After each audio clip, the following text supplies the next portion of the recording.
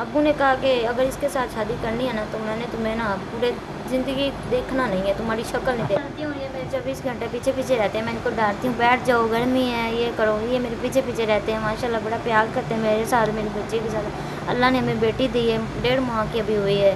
बड़ा मेरा ख्याल रखते हैं चाहे जैसा भी हो।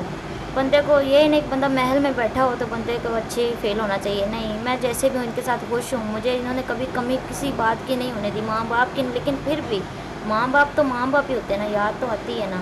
मैं जिस दिन भुला दूँ तेरा प्यार दिल से, वो दिन आखिरी हो मेरी जिंदगी का। ये आंखें उसी रात हो जाए अंधी, जो तेरे सिवा देखे सपना किसी का। मैं जिस दिन भुला दूँ।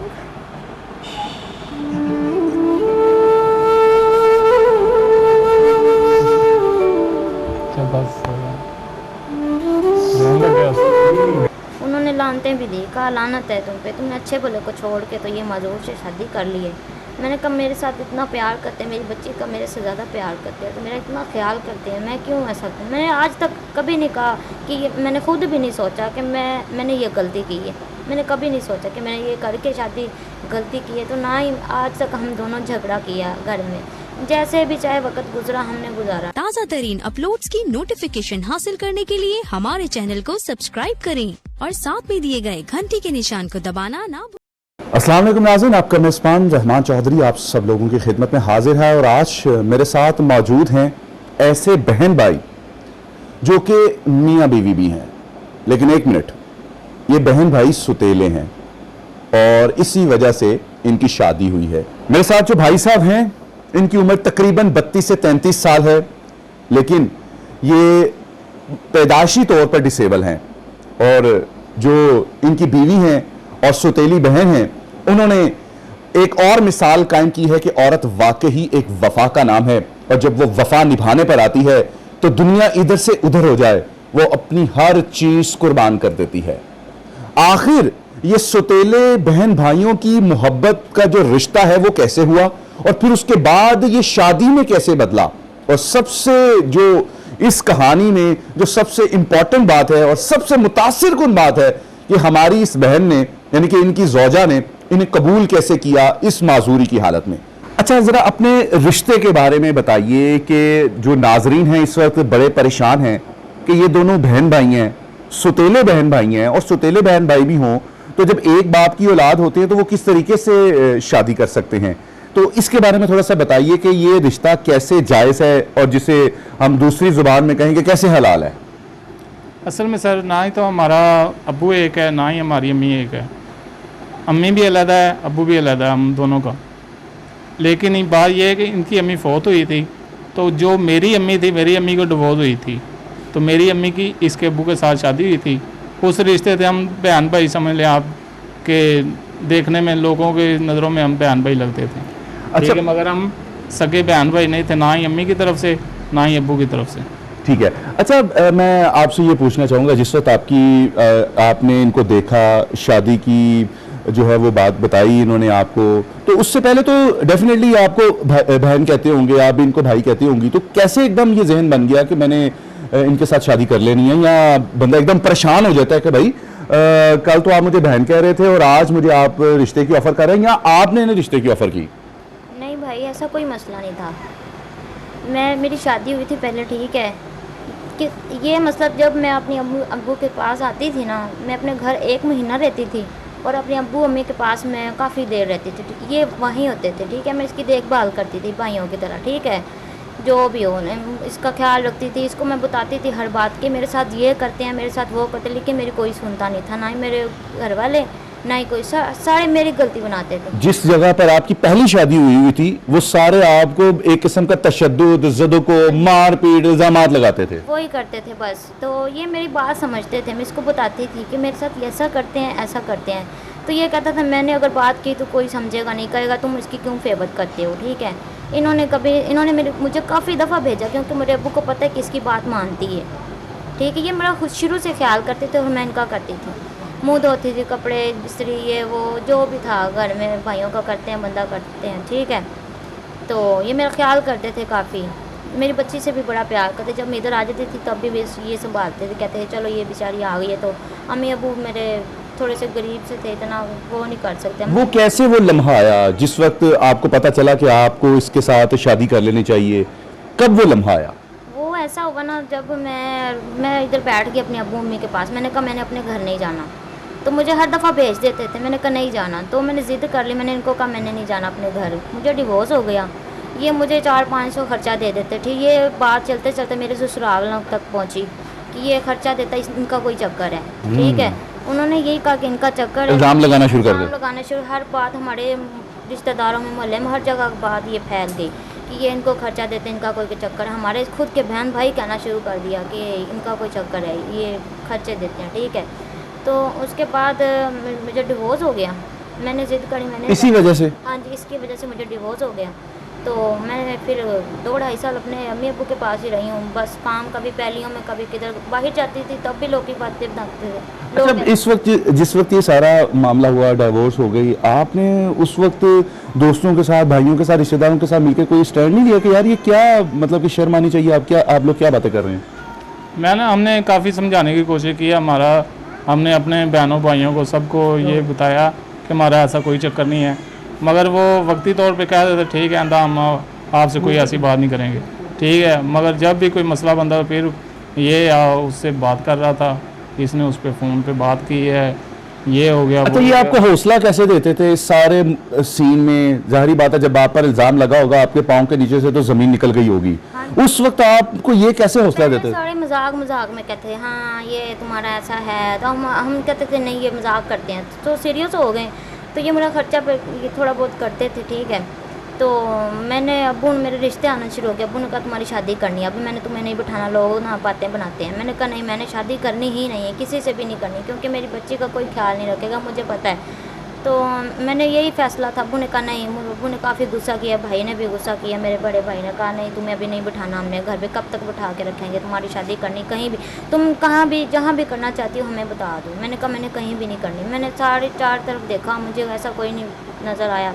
तो मैंने सोच समझ के मैंने अब्बू को कहा, इनसे पहले मैंने कहा, इसने भी कहा, पहले मैं मजाक में कहती थी, मैंने कहा कि मैं आपके पास रहूँगी, आपको भी संभालूंगी और अपनी बच्ची को आप। अच्छा, आपने इनको ये बात कह ली, मतलब कि जैसे लड़कियों के अरमान होते हैं कि भाई हम बाहर इधर जाएं, आपने हर लिहाज से उनको कबूल कर लिया? मैंने पहले शादी का नाम नहीं लिया, मैंने ऐसे कहा कि हम दोनों रहेंगे, इनका भी मतलब अपने भाइयों के पास ही रहते, भाभीियों के पास ही।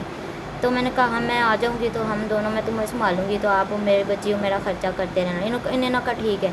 तो फिर इसने कहा कि लोग बातें बनाएंगे, ऐसे तुम कैसे रहोगे मेरे पास। मैंने कहा ये तो है। फिर मैंने अपने अब्बू को इनसे बात करके ना इनसे मुझसे की, हम दोनों ने आपस में की कि हम ना निकाह कर लेते हैं, हमारा जायज़। हमने कारी साहब से भी मशवरा किया, हमने वकील से भी किया कि ये कर सकते हैं। काफ़ी इल्ज़ामात लोगों ने लगाए होंगे कि ये तो क्या कर दिया। मैं पहलियों में बाहर जाती थी काम करने अपने गांव में, तो सारे कहते थे ये क्यों जाती है, पता नहीं क्या है। फिर मैं डिफेंस भी काम करने गई, मैं बच्ची को अकेली छोड़ के घर गई, मैं डिफेंस चली गई काम करने में, 1-2 दिन रही वापस आ गई। तो मैंने कहा नहीं अब मैंने नहीं, मैंने अपनी बच्ची को। आपके इस रिश्ते के बारे में लोग क्या इल्ज़ामात लगाते थे?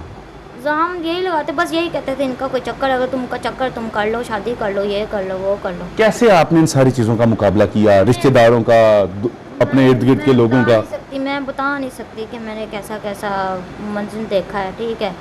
तो फिर मैंने इनसे जब कहा, मैंने अपने अब्बू को, मैं पहले परेशान थी कैसे अपने अब्बू को कहूँ कि अब्बू मेरी शादी कर दो। फिर मैंने सोच समझ के ना फैसला किया, मैंने कहा अब्बू मैंने कहीं भी शादी नहीं करनी। अब्बू ने कहा अगर तुमने इसके साथ करनी है तो हमने तुम मरते दम तक देखना नहीं है। अच्छा, हाँ, अब्बू ने ऐसा कहा। यानी कि आपने इनके लिए अपने पेरेंट्स को भी पीछे कर दिया? हाँ, अब्बू ने कहा कि अगर इसके साथ शादी करनी है ना तो मैंने तुम्हें ना पूरे ज़िंदगी देखना नहीं है, तुम्हारी शक्ल नहीं देखनी। अच्छा, जिस वक्त आपको पता चला कि भाई ये हमारी शादी होने लगी है, तो क्या जहन में सबसे पहले क्या चीज़ आई? सबसे पहले तो ये जहन में बात आई कि ये अपनी जवान है, माशाल्लाह खूबसूरत भी है, अच्छी भली है, मेरी खूबसूरत तो आप भी हैं। नहीं सर, मेरे लिए तो ये बहुत ज़्यादा खूबसूरत है मुझसे हट के, ठीक है। तो मैंने इसको कहा कि मैंने कहा अपनी ज़िंदगी आप बर्बाद ना करें, ठीक है, दुनिया जो भी बातें करती है करती रहने दो, ठीक है। इसने कहा बस ठीक है, अगर कहीं और भी हो जाती है ना तो आपका जो ताना है ना ये मेरे मुंह पे ही रहना है। को गांव में कोई ना कोई रिश्तेदार, कोई ना कोई उनको जिस तरह मेरा रिश्ता होगा यानी कि उधर तक बात पहुंचेगी। फिर दोबारा अगर हम बहन भाइयों की तरह हम एक दूसरे से मिलेंगे या फ़ोन पे बात भी करेंगे एक दूसरे की खैर खैरियत लेने के लिए, इल्ज़ामात लगते रहेंगे। इल्ज़ामात लगते रहेंगे, तो इससे बेहतर है कि मैं आपसे शादी कर लेती हूँ इंशाल्लाह। तो मैं निभा के दिखाऊंगी सबको बस। अल्लाह ताला का शुक्र अदा किया। जी बिल्कुल सर, मैं शुक्र अदा करता हूँ। क्या ज़हन में आया, कभी ऐसा ख्याल आया कि यार एक होता ही है ना कि कभी सोचा था कि ऐसे शादी होगी? वैसे आपने? नहीं सर, मैंने नहीं सोचा था, कभी नहीं सोचा था? नहीं। इसकी जब पहली शादी हुई थी ना, यकीन करें कि मैं इसको अपनी बहन मान के मैं ऐसे भाइयों की तरह रोया था ना, क्या बताऊँ। मुझे नहीं पता था ये हमारा रिश्ता ऐसे बदल जाना है। अभी भी इसी तरह लोग ताने देते हैं? नहीं, अब किस बात का ताना देना है। अब हमने निकाह कर लिया है, हलाल किया हमने, अल्लाह ने हमें बेटी अता कर दी है, बस शुक्र अल्लाह का। अब कोई बात करके जाएगा किधर। अच्छा, ये मुझे बात बताएं कि शादी हो गई है, सारी चीज़ें हैं, तो घर का खर्चा कैसे चलता है? घर का खर्चा भाई मैं ना छोटा सा स्टॉल लगाता हूँ, एंड के कैब वगैरह मैं सेल करता हूँ। वलेंसिया के 8 नंबर गेट पे मैं स्टॉल लगाता हूँ। इसका छोटा भाई अपनी मेहनत मजदूरी भी करते हैं? जी, मेहनत मजदूरी करता हूँ, कभी किसी के आगे हाथ नहीं किया मैंने। किसी सहेली ने कभी ताना दिया हो आपको ऐसे शोहर का? मुझे सहेलियों ने भी दिया, मेरी खालों ने दिया, खाला मेरे जो भी थे मेरे रिश्तेदार, उन्होंने लानतें भी दी, कहा लानत है तुम पे, तुमने अच्छे भले को छोड़ के तो ये मजदूर से शादी कर ली है। मैंने कहा मेरे साथ इतना प्यार करते हैं, मेरी बच्ची का मेरे से ज़्यादा प्यार करते हैं, तो मेरा इतना ख्याल करते हैं, मैं क्यों ऐसा करूँ। मैंने आज तक कभी नहीं कहा कि मैंने खुद भी नहीं सोचा कि मैंने ये गलती की है। मैंने कभी नहीं सोचा कि मैंने ये करके शादी गलती की है। तो ना ही आज तक हम दोनों झगड़ा किया घर में, जैसे भी चाहे वक्त गुजरा हमने गुजारा जैसे भी। और ये अल्लाह का शुक्र, मैं कोई भी चीज़ कहूँ ये मुझे ला के देते हैं, चाहे 2 दिन बाद ही ला के दें, इतना ख्याल करते हैं। 4 साल हो गए शादी को, माँ बाप ने कभी रब्ता नहीं करने की कोशिश की इन 4 सालों में? नहीं, बड़ा भाई है वो भी इधर ही रहता है, बुकिया चौक में पास ही, उसने भी नहीं कभी किया। और अब्बू भी, वो भी नहीं करते। वैसे माँ बाप की याद आती है? भाई माँ बाप की क्यों नहीं याद है, माँ तो बचपन में फौत हो गई थी, अब्बू उन्होंने भी छोड़ दिया।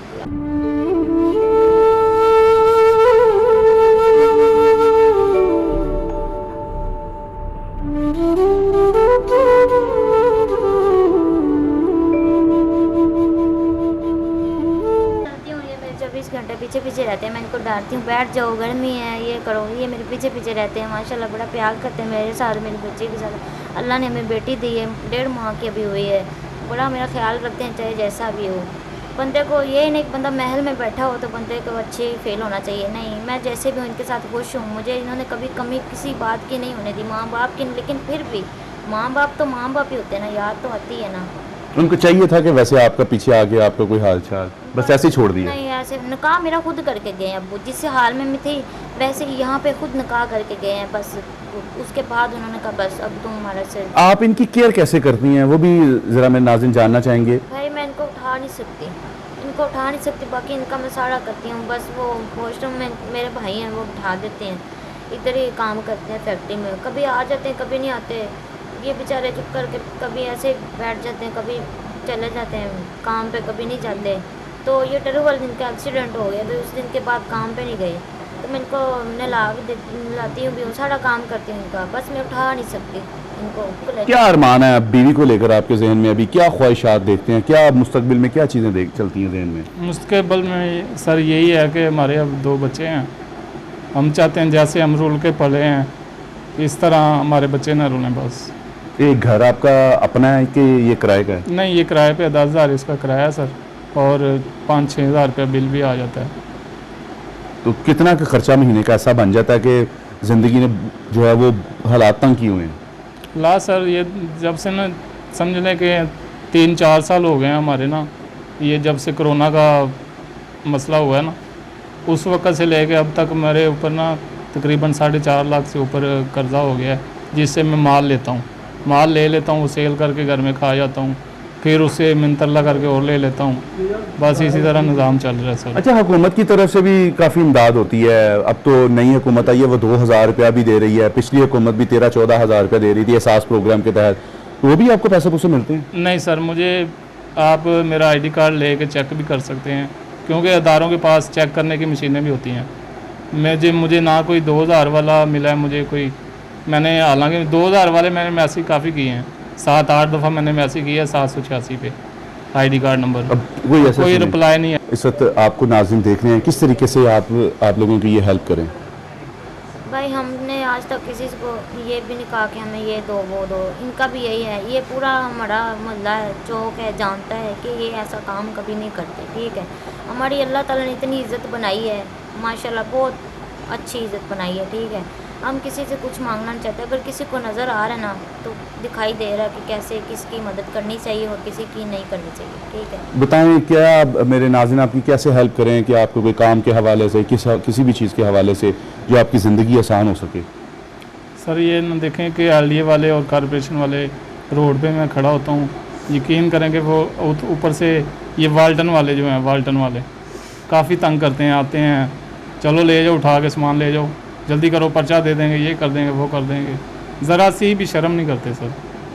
तो इस वजह से मैं ये चाहता हूँ कि अगर कोई दुकान हो जाए ना, कोई दुकान हो जाए, या मकान मेरा रेंट पे है, मकान अपना हो। ये मालिक मकान भी आपको पता है अभी ये 3-4 माह बाद फिर 1000 रुपया बढ़ जाना मेरा किराया। हर साल बाद वो 1000 रुपये 10% बढ़ाते हैं किराया। जाती बहार का कोई गाना, कोई शेर, कोई मोहब्बत भरी कोई बात, क्योंकि हम चाहते हैं कि आप जितने बहादुर हैं और हमारी बहन उससे भी कहीं ज़्यादा बहादुर हैं, जिन्होंने आपको हर तरीके से कबूल किया और आपने हमारी बहन को खुश रखा हुआ है, तो किस तरीके से अपनी मोहब्बत का इजहार करेंगे आज पूरी दुनिया के सामने? नहीं भाई, गाना वैसे भी देखने वाले, पता ही आपको पता है कि देखने वाले जो कोई मोहब्बत भरा कोई बोल, कोई आप कुछ कहना चाहें?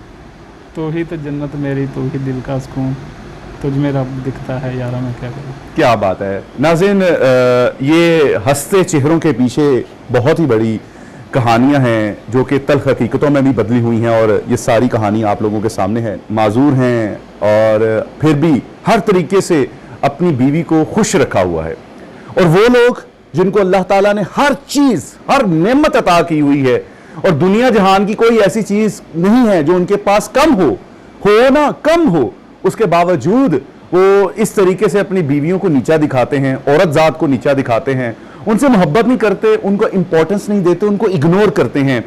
जानिए असल हकीकत ही मियाँ बीवी का प्यार है। दुनिया में ऐसी मोहब्बत, ऐसी लाजवाल दास्तानें कहीं नहीं मिलेगी। अगर इस कहानी के बाद भी आपको लगता है कि आप अपनी अना की कुर्बानी देकर अपनी बीवी को मोहब्बत भरे बोल जिस तरीके से आज भाई साहब ने सुनाए हैं और आप भी सुनाए, तो हमें ये लगेगा कि आज की ये हमारी कहानी, आज का हमारा ये मैसेज आप तक पहुंच गया है। और उसके साथ साथ हम ये जरूर चाहेंगे कि आप इन दोनों की मदद करें, किसी ना किसी तरीके से इस प्लेटफॉर्म से इनकी हेल्प करें, इनको कोई बिजनेस का ऐसा सोर्स बना दें ताकि ये अपनी माजूरी को जो है वो कोई ताना ना समझें, और ये दुनिया आपके लिए जन्नत बनेगी, और जन्नत तो आपको मिलेगी ही। इजाजत दीजिए, अल्लाह निगहबान।